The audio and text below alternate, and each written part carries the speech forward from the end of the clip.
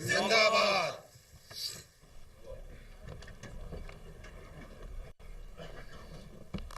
With this, I think, but a necessary journey through 1 year post Waqe-Haq, I now request first Deputy Chief of Naval Staff Operations and then followed by Air Vice Marshal Tariq Ghazi, Deputy Chief of Air Staff Projects, to give you a brief rundown of the remarkable strides that the naval and the air arms of the people of Pakistan have been taking.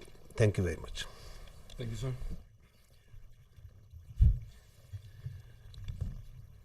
اعوذ باللہ من الشیطان الرجیم بسم اللہ الرحمن الرحیم حسبنا اللہ و نعم الوکیل. ہمارے لیے اللہ کافی ہے اور وہ بہترین کارساز ہے. صدق اللہ العظیم. خواتین حضرات السلام علیکم. میں آج اس موقع کی مناسبت سے پاکستان نیوی کے نمائندے کے طور پہ آپ کے سامنے چند حقائق بہت مختصراً پیش کرنا چاہوں گا. اس تاریخی اور یادگار جو مارکہ تھا، اس سے قبل دشمن کو اپنی افواج اور بالخصوص جو بحری قوت ہے اس پہ بہت ناز تھا. ڈیفنس بجٹ کا ایک بہت بڑا حصہ جو کنزیوم کرتی تھی ان کی نیوی. میک ان انڈیا کے دعوے تھے. نیٹ سیکیورٹی پرووائڈر آپ نے سنا جیسے ڈی جی نے بھی کہا، اس کا خود ساختہ لقب انہوں نے اڈاپٹ کیا ہوا تھا.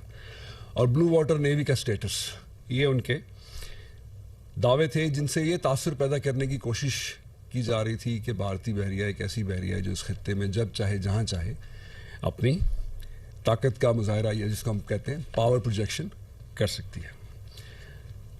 مگر سوال یہ پیدا ہوتا ہے اس مارکے کے بعد کہ ہر طرح سے لیس جو بھارتی بحریہ تھی وہ پاکستان کے خلاف جارحیت کی ہمت کیوں نہ کر سکی. حالانکہ اس مارکہ حق و باطل کے دوران بھارتی بحریہ نے کئی بار شمالی بحر عرب میں اپنا بحری بیڑا تعینات کرنے کی یقیناً کوشش کی، اور اس کا مقصد صرف یہ تھا کہ ہمارے بحری اثاثہ جات کو نشانہ بنایا جائے، ہماری بحری تجارت اور گزرگاہوں میں خلل ڈالتے ہوئے ہمیں معاشی نقصان پہنچایا جائے. لیکن پاکستان نیوی کی مربوط اور مؤثر حکمت عملی کے نتیجے میں ہماری تمام سمندری گزرگاہیں معمول کے مطابق رواں دواں تھیں. ہماری ساحلی تنصیبات محفوظ رہیں اور بندرگاہیں فعال رہیں. ہمیشہ کی طرح مارکہ حق کے دوران بھی پاک بحریہ نے اپنے جدید سرویلنس نیٹ ورک سسٹمز سے دشمن کی حرکات کی مؤثر اور بروقت نگرانی، جس کو ہم کہتے ہیں کنٹینیوس سرویلنس، مینٹین کی ہوئی تھی. آپ سب نے دیکھا کہ جب بھارتی بحریہ کا ایک P-8I کو لائیو ٹریک کیا گیا، وہ اس کا ثبوت ہے کہ اس وقت تو ہمارے نشانے پہ تھا. نہ صرف یہ بلکہ مارکہ حق کے دوران پاک بحریہ اور پاک فضائیہ بھارتی ایئر کرافٹ کیریئر وکرانت کو غرق کرنے کے لیے بالکل تیار تھی. لیکن بھارتی بحریہ اپنی بحری پناہ گاہوں تک ہی محدود رہی. ان نٹشل پاک بحریہ نے اس مارکے کے دوران اپنے سے کئی گنا بڑھے. ہم سب جانتے ہیں کہ ان کا جو سائز ہے اور نمبرز ہیں وہ کتنے ہیں. کئی گنا بڑے دشمن کو انتہائی پیشہ ورانہ اور مؤثر انداز میں واضح بالکل کلیئر پیغام دے دیا کہ کسی بھی مہم جوئی کا نتیجہ اس کی توقعات اور خواہشات کے عین برعکس ہو سکتا ہے۔ حاضرین، مارکہ حق کے دوران ہماری مسلح افواج کی بے مثال ہم آہنگی ہماری فتح کی ضامن بنی، اور آپ نے سب کلپس خود مشاہدہ فرمائے۔ اور اسی تناظر میں بہتر سے بہتر کی جستجو میں ہم نے اپنی کیپیبلٹیز کو مزید مؤثر بنا لیا، جبکہ دشمن نے اس مارکہ حق کے بعد اپنی ناکامی جو تھی اس کی، اب اس کی خفت کو مٹانے کے لیے، اس کی جو امبیرسمنٹ تھی انٹرنلی اینڈ ادروائز، ایک بار پھر اس نے بہت سارے غیر ذمہ دارانہ دعوے کرنا شروع کر دیے۔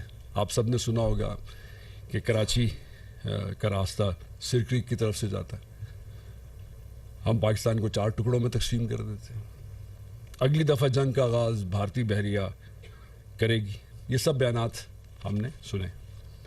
لیکن میں یہ باور کرانا چاہتا ہوں کہ زمانہ امن ہو یا جنگ، ہم اپنی خود مختاری، سمندری حدود اور بحری مفادات کا دفاع کرنا بخوبی جانتے ہیں۔ اور وہ جو نہیں جاننا چاہتے ان کو میں صرف مئی 2025 یاد کرواتا ہوں کہ جب بھارتی بحریہ کے جو اتنے بلند و بانگ دعوے تھے اور عددی برتری اسٹیبلش تھی، اس کے باوجود اس کی ہمت نہیں تھی کہ ہمارے پانیوں کی طرف رخ کرے۔ جو آپ نے کلپس دیکھے، جیسے ڈی جی نے بھی کہا، وہ ایک جھلک ہے ہماری حربی تیاریوں کی۔ ہم امن کے خواہاں ضرور ہیں، بٹ یہ ہماری ویکنس نہیں ہے، ہم اپنی تیاریوں سے بالکل بھی غافل نہیں ہیں۔ اور جس طرح حالات بدل رہے ہیں، کریکٹر آف وار چینج ہو رہا ہے، ٹیکنالوجیز اویلیبل ہو رہی ہیں، ان کو تمام کو ہم بروئے کار لا کے اپنی صلاحیتوں کو دن بدن مزید پالش کر رہے ہیں for any eventuality that may befall upon اس۔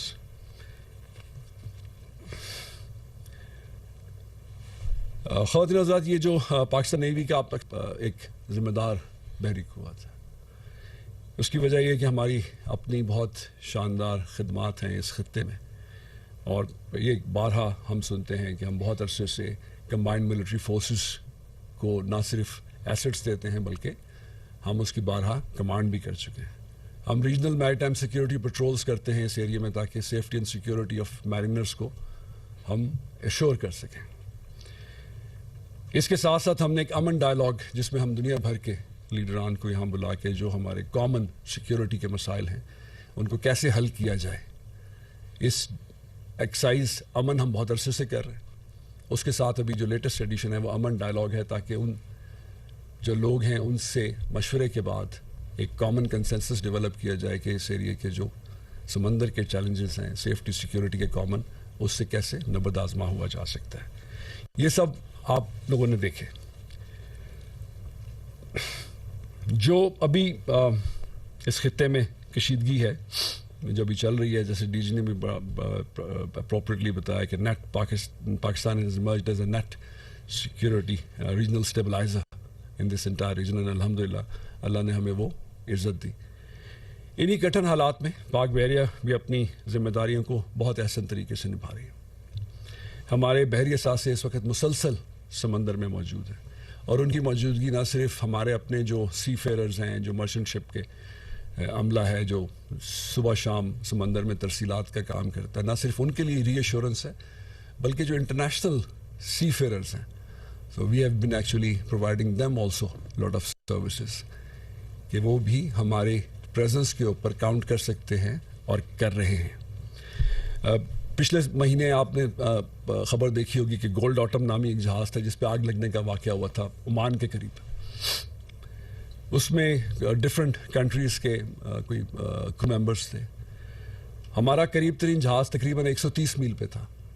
جب ہمیں انفارمیشن ملی تو وی امیجیٹلی ڈسپیچڈ آور شپ۔ اس نے جا کے وہاں پہ نہ صرف اس کی آگ بجھائی بلکہ 18 جو کرو ممبرس تھے ان کو بحفاظت ریسکیو بھی کیا۔ ہماری اطلاع کے مطابق جہاں یہ انسیڈنٹ ہوا تھا بھارتی بحریہ کا جہاز صرف 30 میل پہ تھا۔ تو یہ جو خود ساختہ نیٹ سیکیورٹی پرووائڈر، اور اب انہوں نے اڈاپٹ کیا ہے نیٹ سیکیورٹی پارٹنر، یہ ہے اس کی اصل حقیقت۔ چند روز پہلے ایک فنی خرابی کا شکار ہونے والا جہاز ایم وی گوتم آپ نے نیوز میں فالو کیا ہوگا، جس کے اندر سب کرو ممبرز بھارتی تھے۔ اس کے ریسکیو کے لیے، اس کو اسسٹنس پرووائڈ کرنے کے لیے ہم نے پاکستان میری ٹائم شپ کشمیر کو ڈسپیچ کیا اور اس نے افیکٹولی ٹائم پہ پہنچ کے اس کو جو بھی اسسٹنس چاہیے تھی وہ پرووائڈ کی. اور یہ جیسے میں نے پہلے کہا ایک حقیقت ان کی ہے, Kashmir rescued India. Rescued India. تو ایک حقیقت میں نے آپ کو ان کی بتائی اور ایک ہماری حقیقت آپ کے سامنے مختصراً میں نے بیان کر دی. حضرات, بحر عرب, خلیج عمان اور بحر ہند میں میری ٹائم سیکیورٹی, دہشت گردی کی روک تھام اور منشیات کی اسمگلنگ کے خلاف بھی ہم بہت کلیدی کردار ادا کر رہے ہیں. Just for information of the house کہ 2025 میں صرف جو ہمارا کیش تھا منشیات کا, اس کی نیٹ ورتھ جو ہے 1.3 بلین, 1.3 ارب US ڈالر بنتی ہے. 1.3 بلین US ڈالر.